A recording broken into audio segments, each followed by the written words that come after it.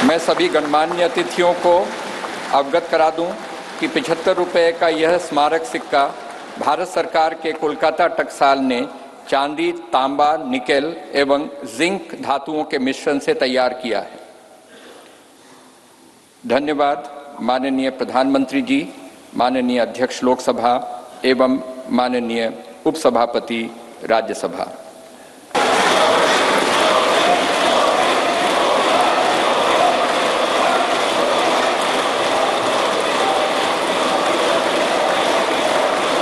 लोकसभा के स्पीकर आदरणीय श्री ओम बिरला जी, राज्यसभा के उपसभापति श्री हरिवंश जी, माननीय सांसदगण,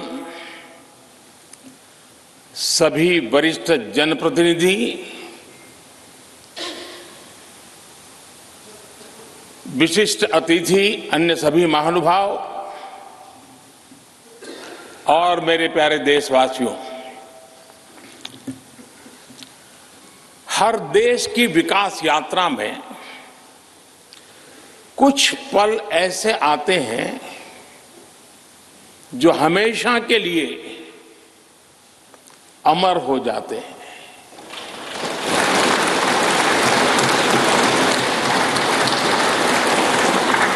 कुछ तारीखें समय के ललाट पर इतिहास का अमिट हस्ताक्षर बन जाती है।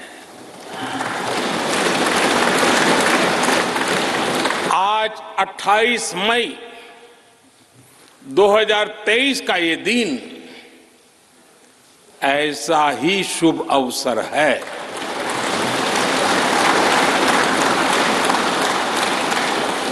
देश आजादी के 75 वर्ष होने पर अमृत महोत्सव मना रहा है। इस अमृत महोत्सव में भारत के लोगों ने अपने लोकतंत्र को संसद के इस नए भवन का उपहार दिया है।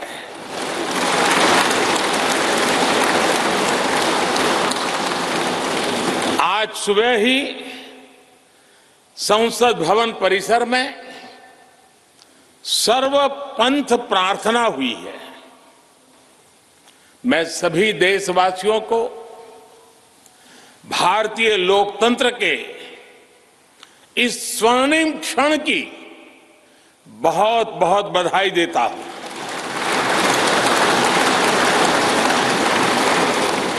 साथियों, ये सिर्फ एक भवन नहीं है, ये 140 करोड़ भारतवासियों की आकांक्षाओं और सपनों का प्रतिबिंब है।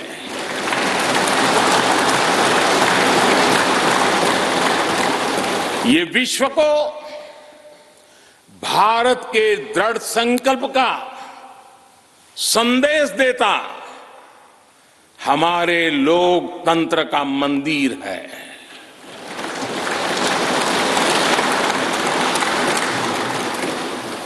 ये नया संसद भवन योजना को यथार्थ से, नीति को निर्माण से, इच्छा शक्ति को क्रिया शक्ति से, संकल्प को सिद्धि से जोड़ने वाली अहम कड़ी साबित होगा। ये नया भवन हमारे स्वतंत्रता सेनानियों के सपनों को साकार करने का माध्यम बनेगा। ये नया भवन आत्मनिर्भर भारत के सूर्योदय का साक्षी बनेगा।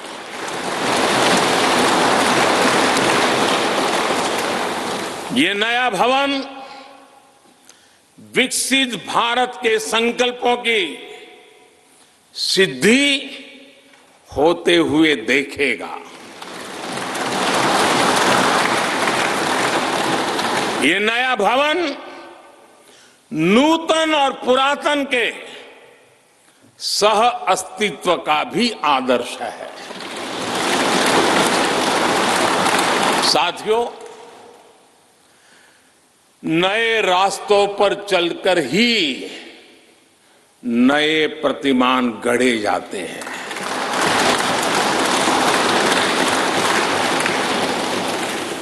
आज नया भारत नए लक्ष्य तय कर रहा है, नए रास्ते गढ़ रहा है। नया जोश है, नया उमंग है, नया सफर है, नई सोच है। दिशा नई है, दृष्टि नई है, संकल्प नया है, विश्वास नया है।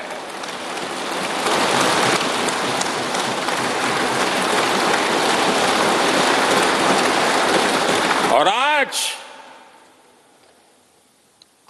फिर एक बार पूरा विश्व भारत को, भारत के संकल्प की दृढ़ता को, भारतवासियों की प्रखरता को, भारतीय जनशक्ति की जिजीविषा को आदर और उम्मीद के भाव से देख रहा है।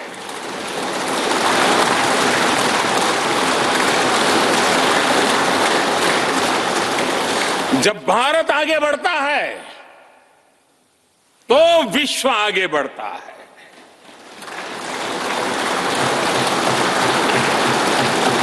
संसद का ये नया भवन भारत के विकास से विश्व के विकास का भी आह्वान करेगा।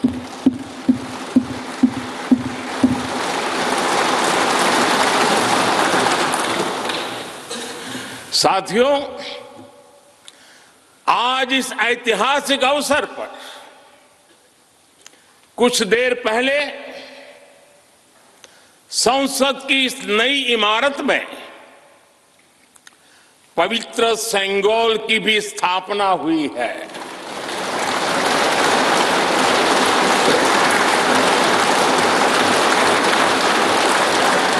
महान चोल साम्राज्य में सेंगोल को कर्तव्य पथ का, सेवा पथ का, राष्ट्र पथ का प्रतीक माना जाता था।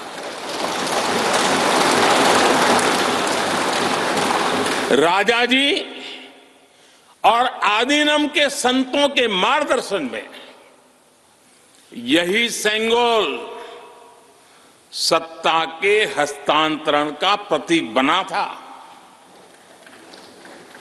तमिलनाडु से विशेष तौर पर आए हुए आदीनम के संत आज सुबह संसद भवन में हमें आशीर्वाद देने उपस्थित हुए थे। मैं उन्हें पुनः श्रद्धापूर्वक नमन करता हूं। उनके ही मार्गदर्शन में लोकसभा में ये पवित्र सेंगोल स्थापित हुआ है। पिछले दिनों मीडिया में इसके इतिहास से जुड़ी बहुत सारी जानकारी उजागर हुई है। मैं इसके विस्तार में नहीं जाना चाहता हूं, लेकिन मैं मानता हूं ये हमारा सौभाग्य है कि इस पवित्र सेंगोल को हम उसकी गरिमा लौटा सके हैं, उसकी मान मर्यादा लौटा सके। जब भी इस संसद भवन में कार्यवाही शुरू होगी, ये सेंगोल हम सभी को प्रेरणा देता रहेगा। साथियों, भारत एक लोकतांत्रिक राष्ट्र ही नहीं बल्कि लोकतंत्र की जननी भी है, मदर ऑफ डेमोक्रेसी भी है। भारत आज वैश्विक लोकतंत्र का भी बहुत बड़ा आधार है। लोकतंत्र हमारे लिए सिर्फ एक व्यवस्था नहीं,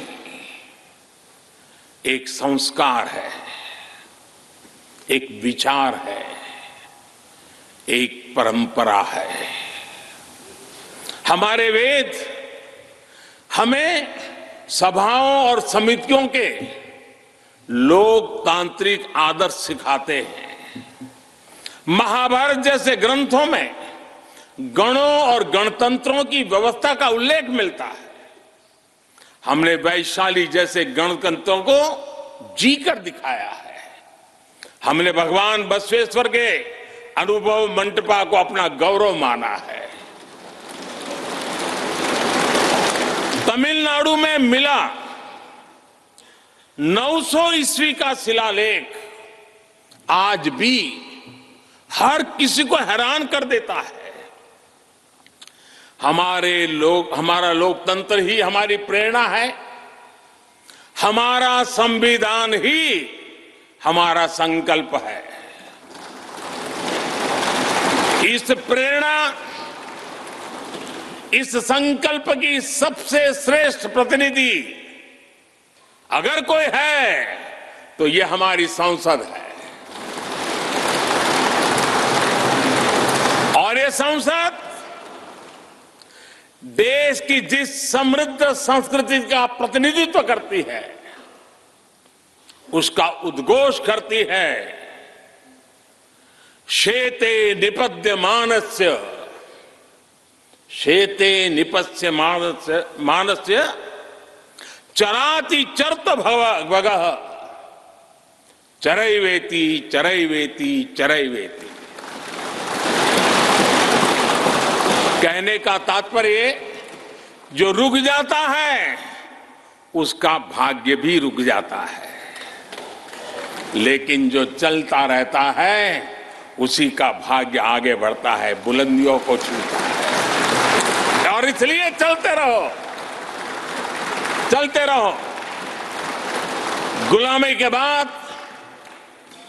हमारे भारत ने बहुत कुछ खोकर अपनी नई यात्रा शुरू की थी।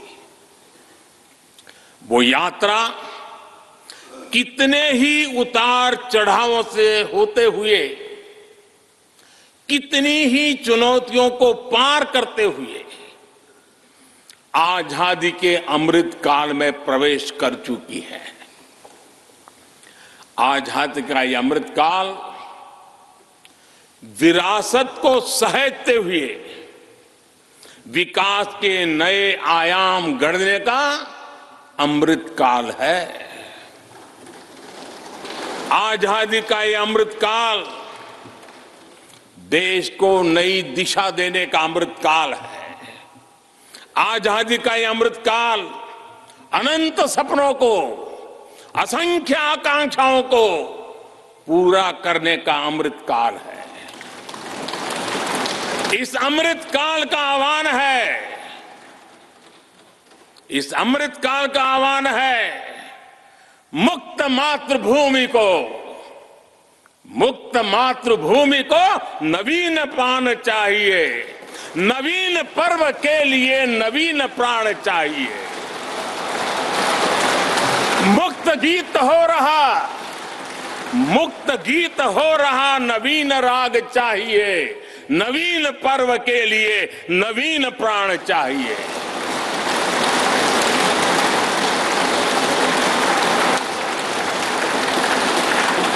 और इसलिए भारत के भविष्य को उज्जवल बनाने वाली इस कार्यस्थली को भी उतना ही नवीन होना चाहिए, आधुनिक होना चाहिए। साथियों, एक समय था जब भारत दुनिया के सबसे समृद्ध और वैभवशाली राष्ट्रों में गिना जाता था। भारत के नगरों से लेकर महलों तक, भारत के मंदिरों से लेकर मूर्तियों तक, भारत का वास्तु भारत की विशेषज्ञता का उद्घोष करता था। सिंधु सभ्यता के नगर नियोजन से लेकर मौर्यकालीन स्तंभों और स्तूपों तक, चोल शासकों के बनाए भव्य मंदिरों से लेकर जलाशयों और बड़े बांधों तक, भारत का कौशल विश्व भर से आने वाले यात्रियों को हैरान कर देता था।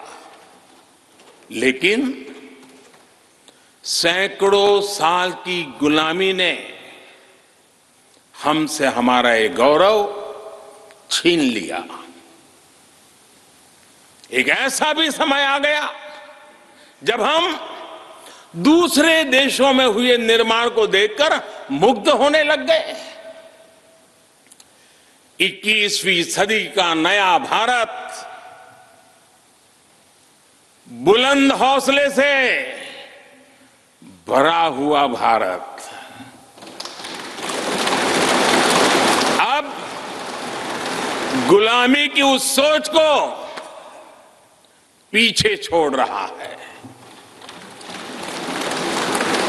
आज भारत प्राचीन कला की उस गौरवशाली धारा को एक बार फिर अपनी तरफ मोड़ रहा है और संसद की ये नई इमारत इस प्रयास का जीवंत प्रतीक बनी है। आज नए संसद भवन को देखकर हर भारतीय गौरव से भरा हुआ है। इस भवन में विरासत भी है, वास्तु भी है, इसमें कला भी है, कौशल भी है, इसमें संस्कृति भी है और संविधान के स्वर भी है। आप देख रहे हैं कि लोकसभा का आंतरिक हिस्सा, यहां भी देखिए, यहां भी देखिए, राष्ट्रीय पक्षी मोर पर आधारित है। राज्यसभा का आंतरिक हिस्सा राष्ट्रीय फूल कमल पर आधारित है और संसद के प्रांगण में हमारा राष्ट्रीय वृक्ष बरगद भी है। हमारे देश के अलग अलग हिस्सों की जो विविधता है, इस नए भवन ने उन सबको समाहित किया है। इसमें राजस्थान से लाए गए ग्रेनाइट और बलुआ पत्थर लगाए गए हैं। ये जो लकड़ी का काम आप देख रहे हैं ना, वो महाराष्ट्र से आई है। यूपी में भदोही के कारीगरों ने इसके लिए अपने हाथ से कालीनों को बुना है। एक तरह से इस भवन के कण कण में हमें एक भारत श्रेष्ठ भारत की भावना के दर्शन। साथियों, संसद के पुराने भवन में सभी के लिए अपने कार्यों को पूरा करना कितना मुश्किल हो रहा था, ये हम सभी जानते हैं। टेक्नोलॉजी से जुड़ी समस्याएं थी, बैठने की जगह से जुड़ी चुनौती थी। इसलिए ही बीते 1.5-2 दशकों से ये चर्चा लगातार हो रही थी कि देश को एक नए संसद भवन की आवश्यकता है। और हमें ये भी देखना होगा कि आने वाले समय में सीटों की संख्या बढ़ेगी, सांसदों की संख्या बढ़ेगी, वो लोग कहां बैठते हैं? और इसलिए ये समय की मांग थी कि संसद की नई इमारत का निर्माण किया जाए। और मुझे खुशी है कि भव्य इमारत आधुनिक सुविधाओं से पूरी तरह लैस है। आप देख रहे हैं कि इस समय भी इस हॉल में सूरज का प्रकाश सीधे आ रहा है, बिजली कम से कम खर्च हो, हर तरफ लेटेस्ट टेक्नोलॉजी वाले गैजेट्स हों, इन सभी का इसमें पूरा ध्यान रखा गया है। साथियों, आज सुबह ही मैं इस संसद भवन को बनाने वाले श्रमिकों के एक समूह से मिला हूं। इस संसद भवन ने करीब 60,000 श्रमिकों को रोजगार देने का भी काम किया है। उन्होंने इस नई इमारत के लिए अपना पसीना बहाया है। मुझे खुशी है कि इनके श्रम को समर्पित एक डिजिटल गैलरी भी संसद में बनाई गई है और विश्व में शायद ये पहली बार हुआ होगा। संसद के निर्माण में अब उनका योगदान भी अमर हो गया है। साथियों, कोई भी एक्सपर्ट अगर पिछले 9 वर्षों का आकलन करे तो पाएगा कि ये 9 साल भारत में नव निर्माण के रहे हैं, गरीब कल्याण के रहे हैं। आज हमें संसद की नई इमारत के निर्माण का गर्व है, तो मुझे पिछले 9 साल में गरीबों के 4 करोड़ घर बनने का भी संतोष है। आज जब हम इस भव्य इमारत को देखकर अपना सर ऊंचा कर रहे हैं, तो मुझे पिछले 9 साल में बने 11 करोड़ शौचालयों का भी संतोष है, जिन्होंने महिलाओं की गरिमा की रक्षा की,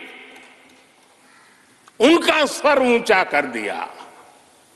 आज जब हम इस संसद भवन में सुविधाओं की बात कर रहे हैं, तो मुझे संतोष है कि पिछले 9 साल में हमने गांवों को जोड़ने के लिए 4 लाख किलोमीटर से भी ज्यादा सड़कों का निर्माण किया।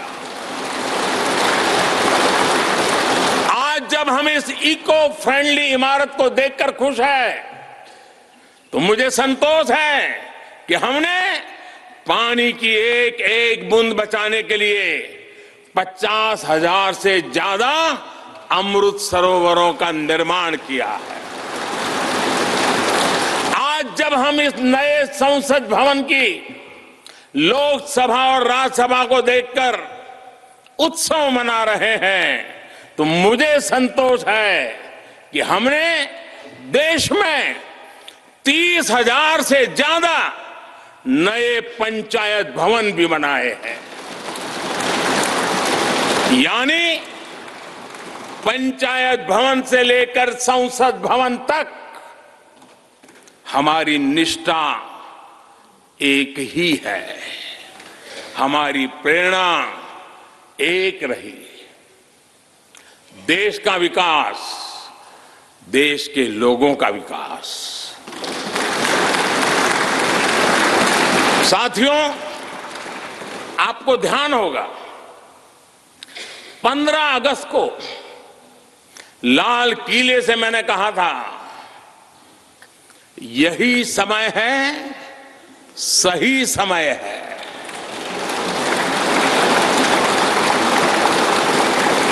हर देश के इतिहास में ऐसा समय आता है जब देश की चेतना नए सिरे से जागृत होती है। भारत में आजादी के 25 साल पहले, 47 के पहले 25 साल याद कीजिए, आजादी के 25 साल पहले ऐसा ही समय आया था। गांधी जी के असहयोग आंदोलन ने पूरे देश को एक विश्वास से भर दिया था। गांधी जी ने स्वराज के संकल्प से हर भारतवासी को जोड़ दिया था। ये वो दौर था जब हर भारतीय आजादी के लिए जी जान से जुट गया था। इसका नतीजा हमने 1947 में भारत की आजादी के तौर पर देखा। आजादी का ये अमृतकाल भी भारत के इतिहास का ऐसा ही पड़ाव है। आज से 25 साल बाद भारत अपनी आजादी के 100 वर्ष पूरे करेगा। हमारे पास भी 25 वर्ष का अमृत कालखंड है। इन 25 वर्षों में हमें मिलकर भारत को विकसित राष्ट्र बनाना है।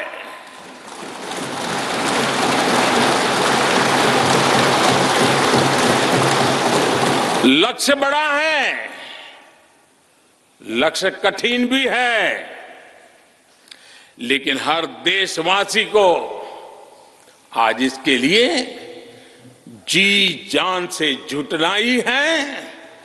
नए प्रण लेने हैं, नए संकल्प लेने हैं, नई गति पकड़नी है। और इतिहास गवाह है कि हम भारतीयों का विश्वास सिर्फ भारत तक ही सीमित नहीं रहता। हमारी आजादी की लड़ाई ने दुनिया के बहुत सारे देशों में उस समय एक नई चेतना जागृत कर दी थी। हमारी आजादी की लड़ाई से भारत तो आजाद हुआ ही, साथ ही कई देश आजादी की राह पर चल पड़े। भारत के विश्वास ने दूसरे देशों के विश्वास को सहारा दिया था। और इसलिए भारत जैसा विविधता से भरा देश, इतनी बड़ी आबादी वाला देश, इतनी सारी चुनौतियों से लड़ने वाला देश जब एक विश्वास के साथ आगे बढ़ता है तो इससे दुनिया के अनेक देशों को प्रेरणा भी मिलती है। भारत की हर सफलता आने वाले दिनों में दुनिया के अलग अलग भूभाग में अलग अलग देशों की सफलता के रूप में प्रेरणा का कारण बनने वाली है। आज यदि भारत तेजी से गरीबी दूर करता है तो ये कई देशों को गरीबी से बाहर आने की प्रेरणा भी देता है। भारत का विकसित होने का संकल्प कई और देशों का संबल बनेगा। इसलिए भारत की जिम्मेदारी और बड़ी हो जाती है। और साथियों, सफलता की पहली शर्त सफल होने का विश्वास ही होती है। ये नया संसद भवन इस विश्वास को नई बुलंदी देने वाला है। ये विकसित भारत के निर्माण में हम सभी के लिए नई प्रेरणा बनेगा। ये संसद भवन हर भारतीय के कर्तव्य भाव को जागृत करेगा। मुझे विश्वास है इस संसद में जो जनप्रतिनिधि बैठेंगे वे नई प्रेरणा के साथ लोकतंत्र को नई दिशा देने का प्रयास करेंगे।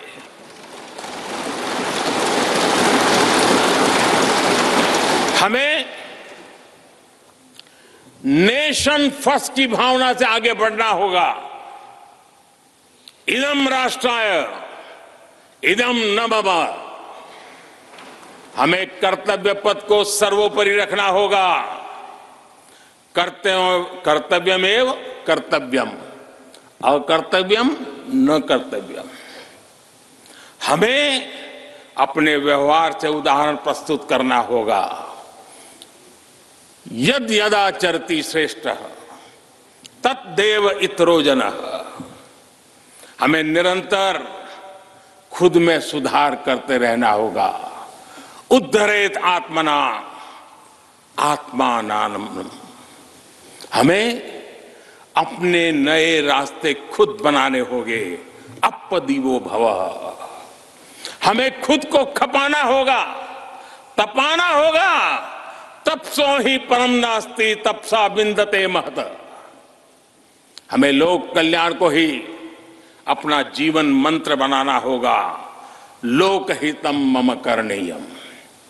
जब संसद के इस नए भवन में हम अपने दायित्वों का ईमानदारी से निर्वहन करेंगे तो देशवासियों को भी नई प्रेरणा मिलेगी।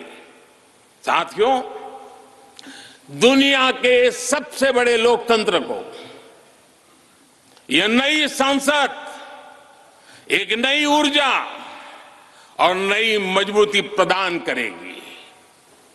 हमारे श्रमिकों ने अपने पसीने से इस संसद भवन को इतना भव्य बना दिया है। अब हम सभी सांसदों का दायित्व है कि इसे अपने समर्पण से और ज्यादा दिव्य बनाएंगे।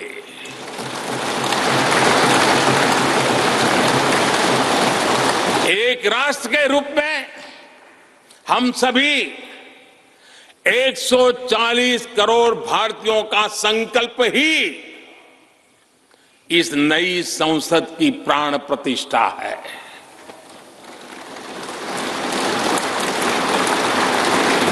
यहां होने वाला हर निर्णय आने वाली सदियों को सजाने संवारने वाला है। यहां होने वाला हर निर्णय आने वाली पीढ़ियों को सशक्त करने वाला होगा। यहां होने वाला हर निर्णय भारत के उज्ज्वल भविष्य का आधार बनेगा। गरीब, दलित, पिछड़ा, आदिवासी, दिव्यांग समाज के हर वंचित परिवार के सशक्तिकरण का, वंचितों को वरीयता का रास्ता यहीं से गुजरता है। इस नए संसद भवन की हर ईंट, हर दीवार, इसका कण कण गरीब के कल्याण के लिए समर्पित है।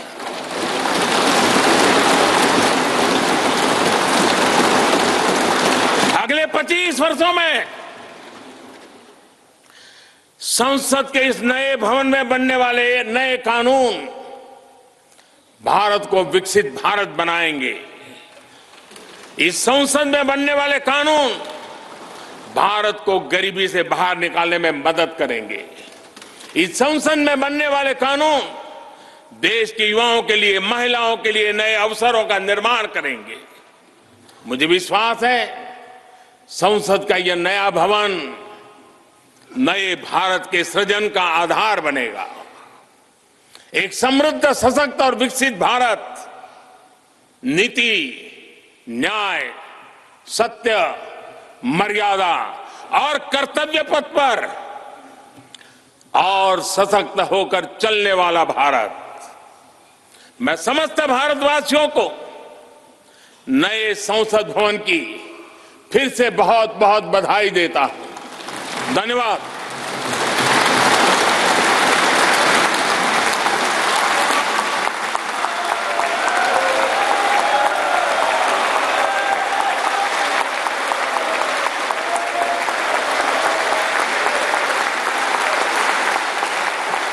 धन्यवाद माननीय प्रधानमंत्री जी।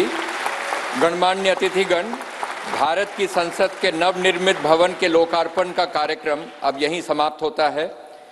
आप सभी को इस ऐतिहासिक अवसर पर पधारने के लिए हृदय से धन्यवाद। नमस्कार, जय हिंद।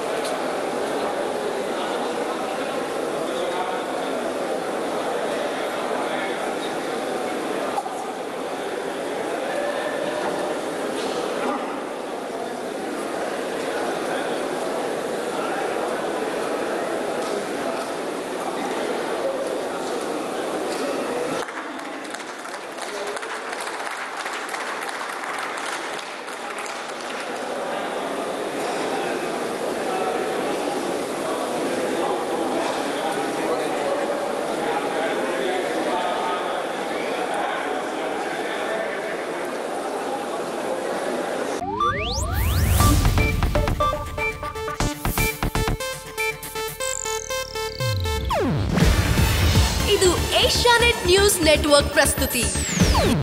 ನೀವು ನೋಡ್ತಿದ್ದೀರಾ ಏಷ್ಯಾನೆಟ್ ಸುವರ್ಣ ನ್ಯೂಸ್.